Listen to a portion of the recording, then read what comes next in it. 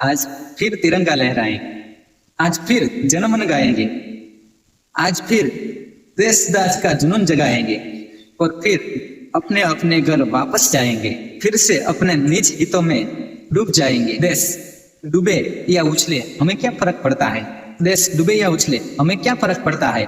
आज के दावानल की यही जड़ता है। क्या आज की गुलामी चाहिए है, दिखती नहीं जंजीरें और बंधा सब भाई है। देश की रक्षा करना, देश के लिए मर मिटना क्या जवानों ने ही लिया अकेले टेका है।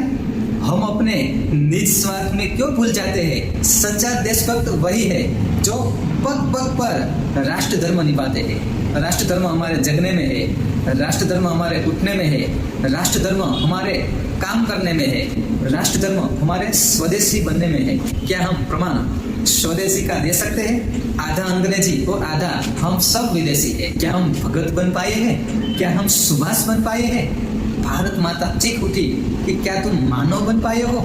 जाग मुसाफिर जाग, जाग मुसाफिर जाग, भारत माँ तुझे जगाती है, भारत माँ तुझे जगाती है। लगा तिलक ले शपथ फिर से हिंदुस्तानी बन जाते हैं। भारत माँ तुझे जगा रही, भारत माँ तुझे जगा रही।